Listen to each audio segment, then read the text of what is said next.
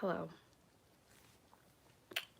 I'm trying not to be embarrassed by my hair. It's really frizzy. I'm gonna get into the topic, but I just need to talk about my hair for a second because if anyone else deals with the frizz and the coarseness, it's really annoying. I think it might be the water. I think I have, where I live, there's hard water. There's like hard and soft water depending on the mineral content of the water, I guess. And I got a special filter for that from Amazon, but I haven't replaced the cartridge or whatever. And it's been quite a while that it probably would have been due to be replaced by now. Okay, I'm blanking already because I haven't, again, like the last however many lives in a row, I've talked about how I did not sleep properly. And that was the case again last night, but there was a bit of a different reason. I was working on content. Billie Eilish came out with her new album, Hit Me Hard and Soft, and I got a music video reaction up. She released one music video so far. But I'm editing the entire album and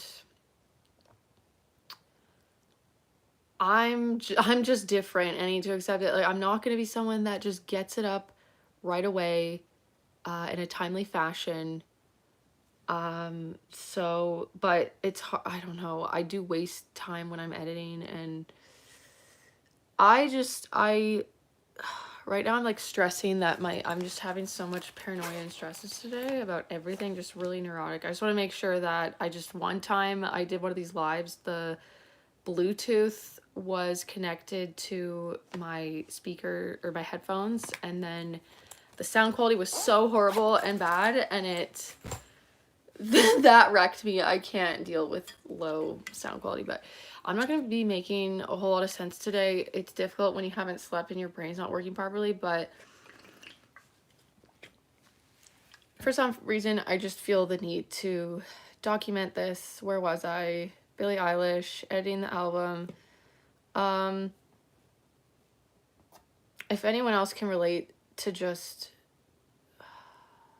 I know I'm not a failure, obviously. It's like it's annoying for me to keep going on at this point. Like, I feel like a failure. I feel like these things, like, it's just so ingrained in me though to focus on the negative. And well, it's ingrained in all of us. I watched a video the other day about, biologically speaking, why we tend to just focus on negative stuff. And yeah, I tend to focus on what I haven't done, or just criticize the shit out of myself, even if I accomplish something, to be just upset at myself about how long it took me. And yeah, I posted a 4-minute reaction video that took me hours and hours and hours to edit. Like, it was just crazy how long that thing took me. And maybe it wouldn't have taken so long if I wasn't editing it in the middle of the night. Like, I started editing at 12:30, like after midnight, because I procrastinated, and I just gotta get into a good healthy routine again, because the ADHD symptoms are full-fledged lately. And so I mentioned in, maybe it was the last live, I don't know, maybe not, actually not the last one, a recent one, I had briefly mentioned about my little stint with ADHD medication. I really didn't say much at all. I think I just said it helped me, and then I found it too stimulating or whatever. But when I went on ADHD meds, like, was it 6 months ago now or 7 months ago? Like, I went on for a certain amount of time, and I was really in a rut at that point in my life where when you get in these ruts where it's like, yeah, I know I would feel so much better if I ate healthier, I exercised, like I did all those healthy, right? I slept properly, but I get myself into such a rut that I guess my brain chemicals are just so messed up that it's like I just can't get out of it. I don't know. Maybe I just don't have enough willpower, but my cravings get so intense for sugar, and dopamine hits. Like, I'm not usually a coffee drinker, but I really love caffeine for the mood boost it gives me, but then it can make me it obviously can make me also more anxious. Like, anxious people are advised to not be drinking caffeine, but like my brain gets like addictive with sugar and stuff. Luckily, I've never dealt with other my addictions are sugar and the internet and like content and learning new things and consuming stuff, but it can like I can binge on stuff or just like really be obsessed with a screen and watching and clicking on those videos that come in my YouTube feed that just seem interesting and like learning random facts about random things. Some of it useful, a lot of it not really. Where are we going with this? Anyways, I mentioned that I haven't taken the medication because I found it too stimulating, but I just was struggling last night with I have all these videos that I have stuff I've filmed, and then there's like multiple projects that I've edited to a certain extent but haven't finished editing it. Or there's so many projects in the go, but I feel like my output is so poor, and I've always struggled with this with, well, everything in life. And I thought if something's my passion, like I used to just think that I know this isn't even about the topic that I said it was going to be about, and I'm self-conscious about that, but we're going to get into the family no contact stuff eventually, so just bear with me. But this is just what you're gonna get from me today. And yeah, I put a lot of pressure to please the people. I'm a people pleaser, so I'm just gonna try to tone that down right now in my brain, even though it's hard. But what was I saying? Okay, the productivity and stuff. I used to think it was because I wasn't doing my passion, and I struggled so much harder, obviously, with like trying to do mundane work or things that I was not even passionate about. But then when it came to stuff that I was actually passionate about, that's when I first went on, I want to do a whole video about the ADHD stuff and the medication. Like there was years and years ago, there was a time that like a doctor kind of put me on it briefly when I was in university. But okay, other than that, for the most part, when I actually gave it a try, was because I think I told my doctor, like, I thought it was always just the wrong job. Like, I just really always struggled with life and work and jobs in general. And I'm like, now that it's my passion, that I can't even get the work done with something I'm passionate about, I'm like, I'm just desperate to, like, I'm actually willing to try something now, because I was always scared of medication. Well, ever since I ended up in the hospital, specifically the psych ward, from an antidepressant. I had never gone on any psychiatric medication since then. Had a not good reaction to that. And I am still skeptical of psychiatric illnesses in a certain way. Like the symptoms are very real, but I believe in there being different causes, or like various causes, and I don't think they really know what's going on. I've had a psychiatrist tell me that I need, like, she kind of tried to put me on a mood stabilizer as well as an antidepressant. Like after the antidepressant just kind of fucked me up, she was like, well, you're always going to be anxious, so don't you, maybe you need, I can't remember exactly how she said, but I remember saying something like, well, you're always going to, you kind of have this thing or this, like, I hate it when they like imply to it's always going to be this way, or it's just the whole chemical imbalance in your brain thing. They don't actually know what's going on, but yeah, my brain is definitely chemically imbalanced right now, but they make it seem like it just that happens out of thin air or nowhere, that you're just born that way and you're always going to be that way. Not true. Most of my stuff is a trauma response. I was conditioned to be really hypervigilant about basically everything, and a lot of my productivity, though, with the creative stuff, I did realize that my inability to focus is the stress. Like there's a lot of emotional blocks and stuff, so I get this stress response, and I realized feeling immediately all of a sudden so tired thinking about editing a project. That one doesn't happen as much now. It's like sick to my stomach feeling, but I made a connection to certain things and like this all of a sudden overwhelming tiredness. And then I just thought I was just super lazy and stuff. Like, oh really, you just want to take a nap now and not do it? And it is hard to push through, and just your body just feels so icky and not well, and it's just hard fighting against that thing that feels so real, and it's just unwellness. So I'm aware of it now though, and then I really try to validate myself where I go. I really acknowledge that feeling and have compassion, like, oh yeah, of course you're feeling this way because in the past this, or just, it just wasn't safe to be the real you yourself. So this project, first of all, I have to watch myself on a freaking screen. I gotta edit myself. That's why I find the live streams so much easier, because I don't have a choice. It's just going up. Like, I guess I could delete it after, but I've never deleted one. I've been fine enough to just let it be.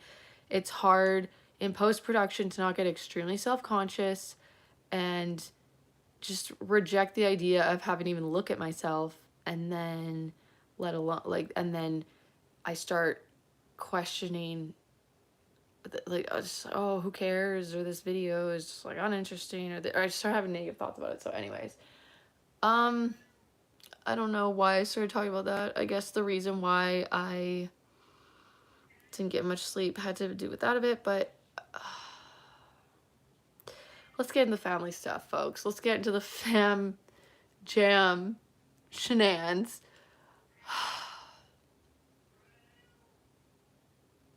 A cat is crying, but there's food out, so I don't know what that's all about.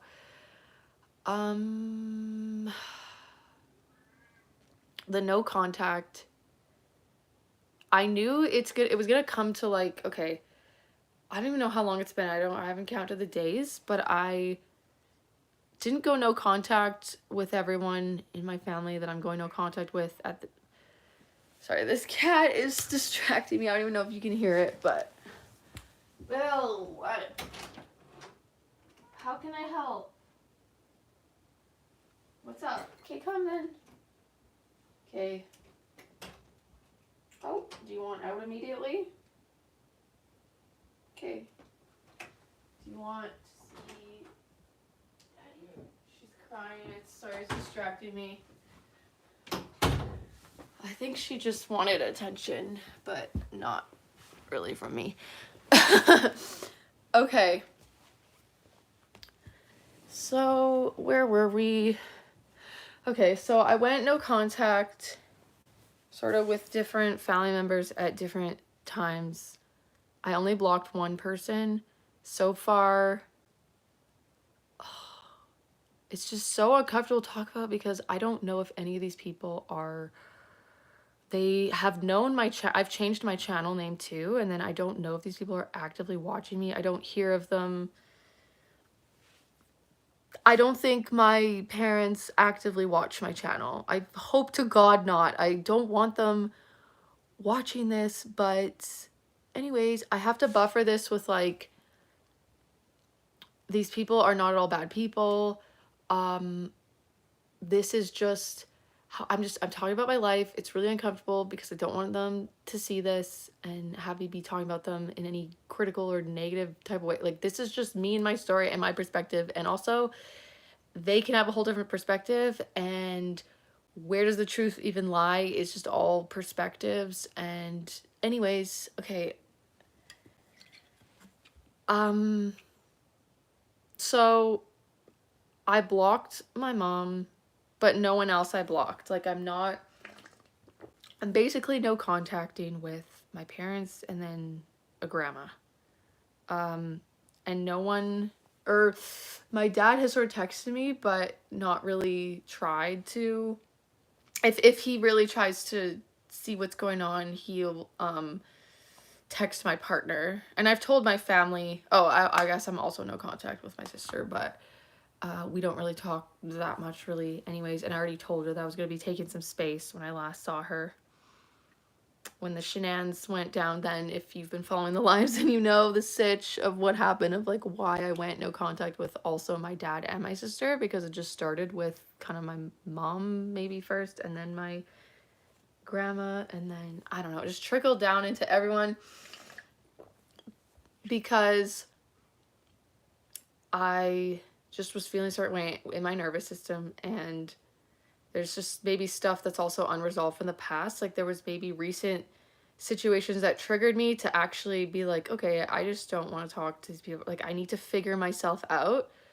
And they don't even have to have been doing anything that was irritating me for me to have needed to not talk to them, to just get unenmeshed and stuff. But yeah, there was things I was having that was kind of triggering. That was like, I felt it was hard to be myself, to have my own little narrative or perspective, when there was just my opinions, emotional immaturity going on with some situations. Who knows, I could be super emotionally immature, but I feel like I'm not. I've done a lot of research, I've done a lot of work on myself, and I'm trying to figure myself out. But anyways, we're probably doing more rambling than we need to. What was I gonna say? I knew that, so I just disappeared. I didn't really say anything. The only person that knew that I actually directly told that I was gonna be taking some space and was my sister. And then, although my dad did hear me say, if you know a situation, I talked about it in a live, that there was stuff that happened that wasn't resolved, and it was just like, it was not a productive conversation. And you know when something happens and then some people just are fine to kind of sweep it under the rug and not actually resolve what happened, or they don't see that it was, the other person's just not okay with it, like, being this spat, or dealt with the situation, have me dealt with a certain way, and that, like, a text just like, oh, I'm sorry, or I'm so this, or like, you know, I failed you, and I, like, just a really, what's the word? Like, I'm skeptical of certain apologies now, where it's like, you don't just, I'm sorry, okay, let's move on, and that, when it's not actually resolved. So my dad did kind of apologize over text in a very dramatic way that I don't even know. He just was like, I failed you all. I'm sorry, I failed you. I don't even know where that was coming from. That had nothing to really do with the situation. And like, I don't know.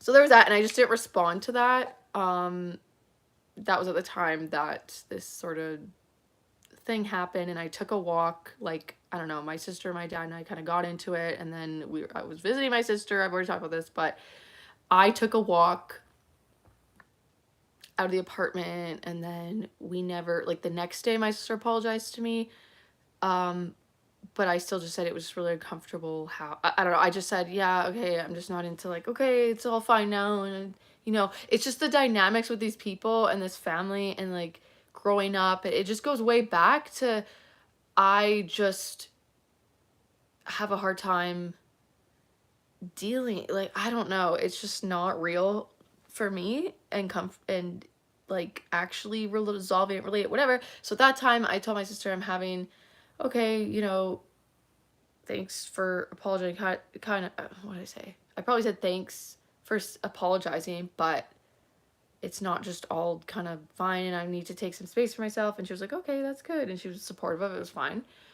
And then my dad and I had to travel back, because we were visiting my sister, so we don't live in the same city as her, but we live in the same city. And he, like, lives in my neighborhood, so it's just comfortable when I go for walks. I'm like, oh, I don't want to run into him. I just want my space right now. But I didn't, as far as he knows. So we were, his friend was carpooling with us on the way back, this like 9-hour long journey back to where we live.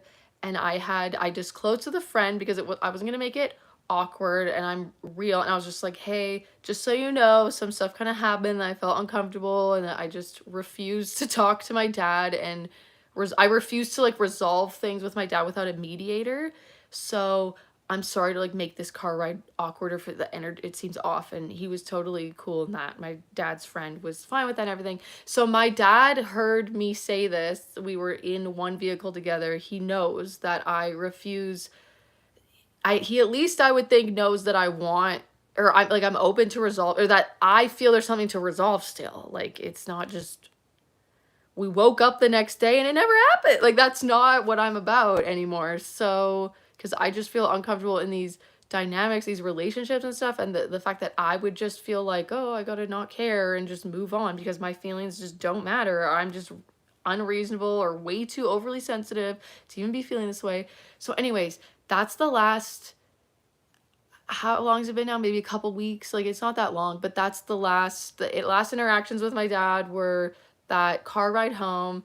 And I was pretty quiet in the back of the car, and then I did engage in a little bit of conversation in that, but I still just sort of kept it just neutral. And then I said bye to him. I did give him a hug goodbye, whatever, and then I have not said anything at all to him. And he has texted me, and if he gets concerned, this like happened before I actually did the no contact thing. I was already so stressed about my phone and certain texts I got from people or family, even that I wasn't going no contact, but I was like hardly on my actual phone.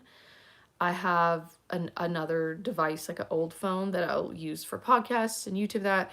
And so I could just detach from my phone pretty damn well. And so my dad already knows that I don't, like, I had already had that dynamic with him that I really wasn't on my phone to text him back a whole lot, but he likes to get a check-in from me, and he will just text my partner if, oh, is Alyssa okay, or looking to just check in with her or something. But I think he would have by now, I feel like, done that, and he hasn't. But this whole freaking ramble is about like breaking no contact. Like, I should maybe say something of what's going on. I feel like I maybe gave enough that, like, he's kind of just texting me, like, he's not like at all, not once since maybe I haven't seen all the texts, like I see sometimes the preview in that, and I've yet to see something like, hey, let's talk, or I'm willing to sit down and work things that, like, he's just acting like it's like, oh, I'm doing this, I'm just gonna be out of town, but like thinking of you, or like, how you doing, like just normal, back to normal. And I'm not gonna initiate, like, I'm fine to just not. Obviously, I'm figuring out who I am. I'm realizing how these like relationships, how I've felt in them, and just not comfortable to even be myself or speak my mind, or if I have a bit of an issue with a thing, I'm just not into getting the defensiveness or like gaslighty behavior stuff. And like, if it's gonna be uncomfortable for me to just be me, like, it's hard because I'm cocooning.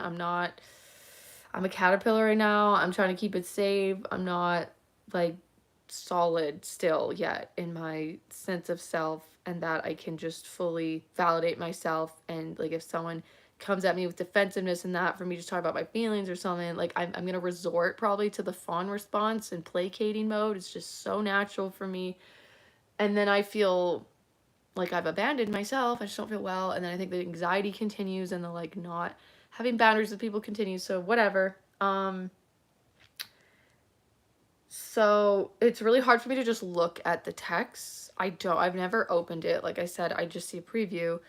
And even then I have such friggin' anxiety with my phone.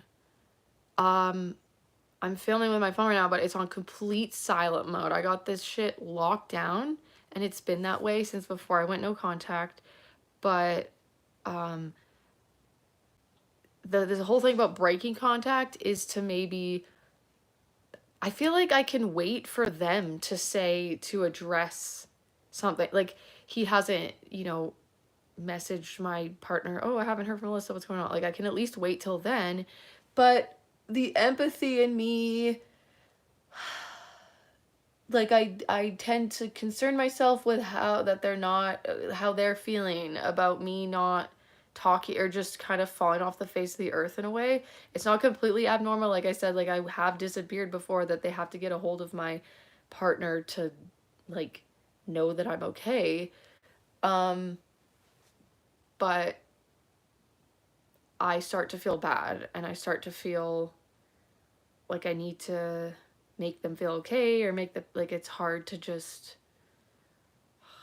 I was so detached from these feelings, the extreme empathy feelings that I've talked about in other videos, and seeing the message, it's just really, I need to not expose myself to that, because I'm still very, very sensitive. So when I see the message, like, I guess he's out of town at a soccer tournament, but he can't even play because his hamstring is still injured. And then I just feel so sad about that, like, intensely, just like, oh, he's just sitting in his hamstring, his poor hamstring. Like, I don't know. I just feel I start to really not focus on me anymore and just worry about other people and the stress of all. And then every day that goes by now, like, I kind of had a time where I did the no contact thing and then no one was trying to get a hold of me. And so I felt like, okay.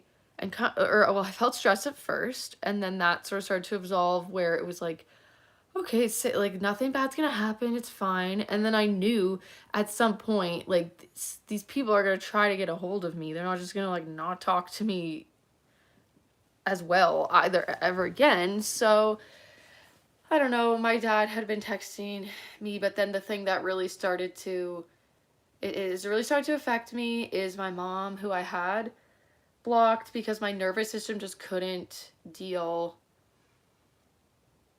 I don't want to divulge the specifics, but she was trying to get me to do a certain thing that, like, affected me, and that I'm like, no, I'm not gonna do that. And she's just like, oh no, it's gonna be fine and that. And I was like, well, that's gonna affect me in this way or whatever. And she, like, that's when I fully just, we were just like texting, and she just was, it was really frustrating and it was just stressing me. And I was just like, you know what, fuck this. And I usually don't also resort to swearing at her in text. Like, I'm just trying to keep the peace at all times. And I was just like, you think I'm that fucking stupid that did it? I don't know. I was like, fuck this. I'm fucking done with your fucking bullshit. Like, sorry, my language, but I just couldn't. But she just didn't even take it seriously. Like, you know, she was just like, oh my god.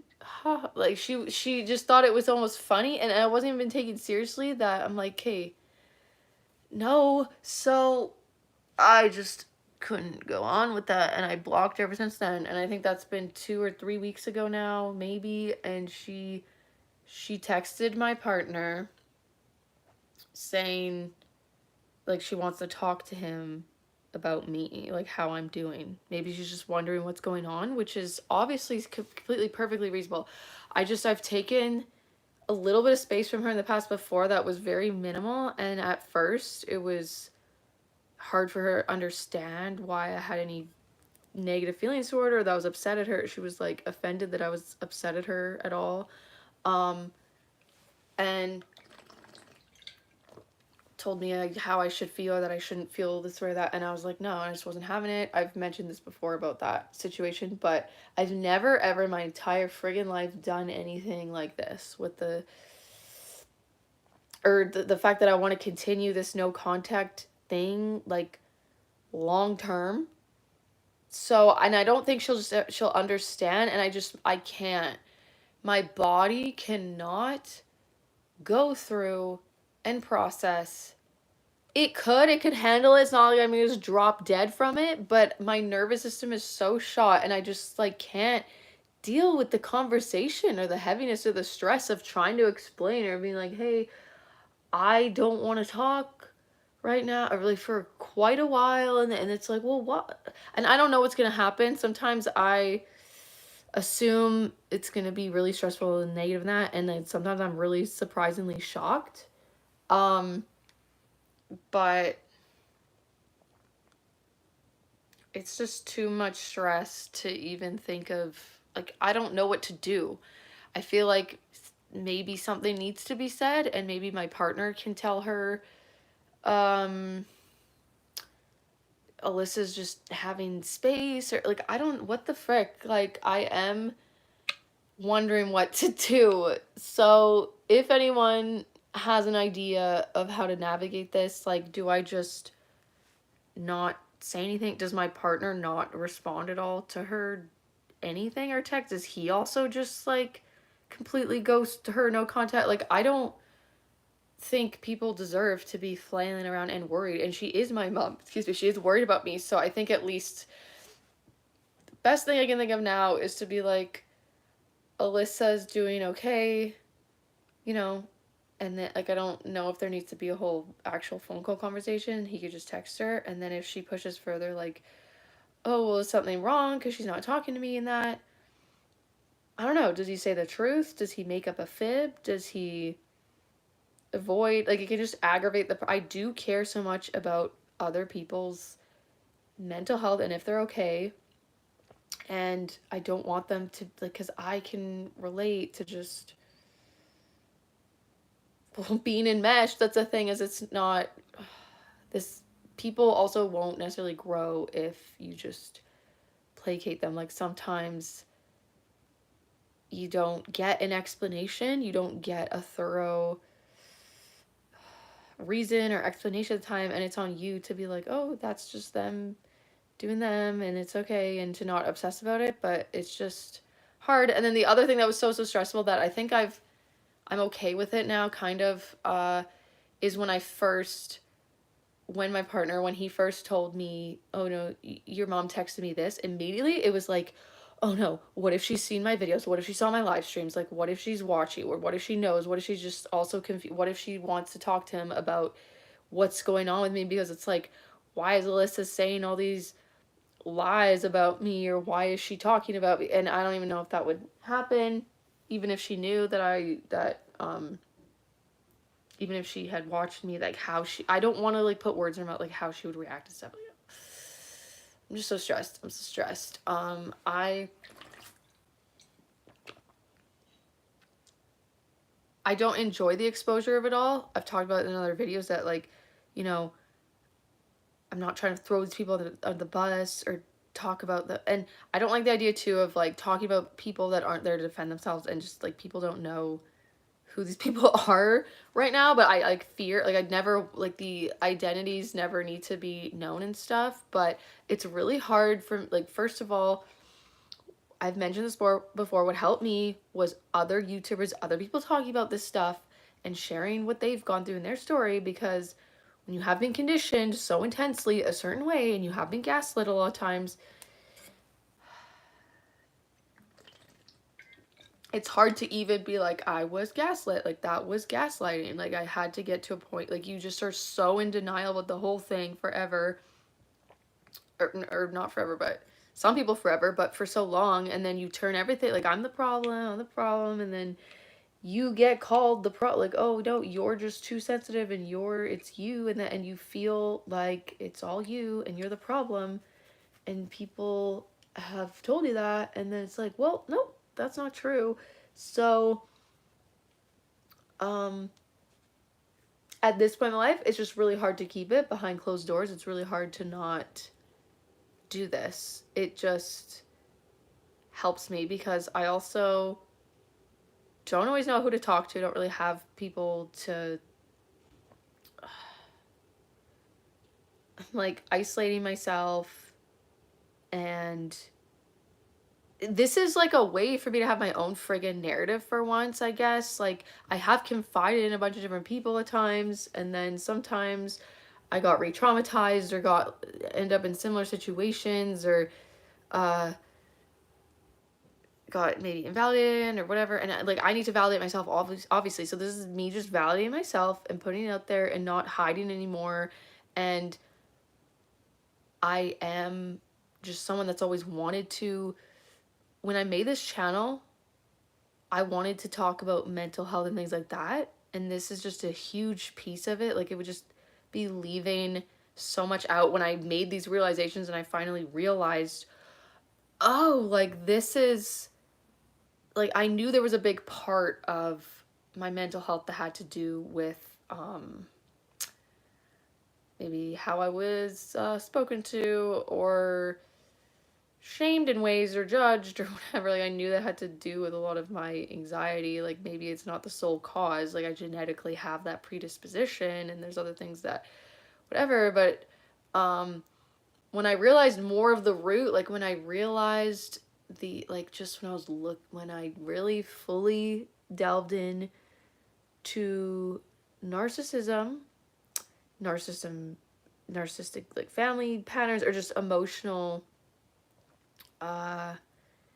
immature people, or pattern, like, what the game was, like, realizing, oh, like, I see it now, like, that's what they're doing. Like, it's just it's can be so ingrained in our culture and society too, or these patterns. And I love watching reality TV for the sole fact of picking up on the patterns in the shows and stuff. And I'm currently watching the TLC show Smothered, which is very interesting. Not a lot of healthy boundaries going on with that. I want to do some videos on, maybe like pull some clips and be like, okay, this is a form of gaslighting, or this is being very dismissive of this other person's feeling, or this is giving enmeshment. And obviously this, it's called Smothered, and it's like all the mothers and daughters. It's about, I didn't even explain what it's about. Sorry, I guess I just thought it implied it with the title Smothered. Um but yeah, there's like, the small s and then the capital M, so it's like smothered. It's all mothers and daughters, and they're just really unhealthily enmeshed with each other. And it's like, this one situation, like there's different degrees and stuff to it. Like they're not all really, they all have their different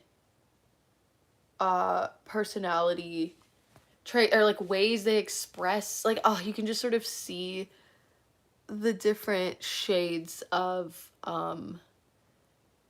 narcissistic type of behavior. And narcissism, like I've said this before, it has such a negative connotation, but we all, I feel like, have varying degrees of narcissistic tendencies. Or like it's very much, it is a coping mechanism. So like someone can be acting almost narcissistic in a way, like just where it's all really about their feelings and stuff. Like they don't have to be yelling and screaming at you either, but it can be like being like, what about how I feel in this, and like crying and being like, oh. Like an example I'm thinking of in the show is there's this mother and daughter who the daughter's having a baby and stuff, and the mother just keeps making it all about her, and like she doesn't get angry or yelling or anything like that, like overt narcissistic sort of vibe, but it's just like the girl's trying to just plan things with her husband, or they're doing a gender reveal party, and like the mother is just so offended at times, or just she's just like, oh, I thought I would have known this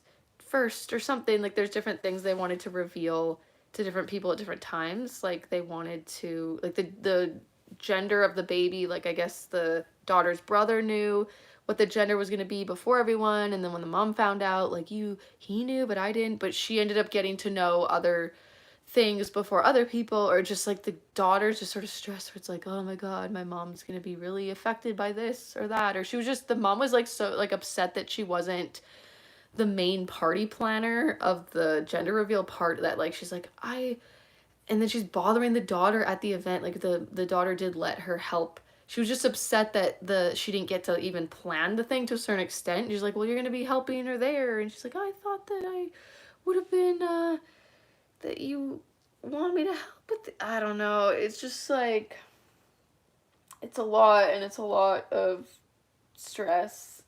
And but yeah, I think, yeah, we're gonna wrap this up. That's what's going on, and it's hard sometimes to stay solid in what I want to do, what's best for me.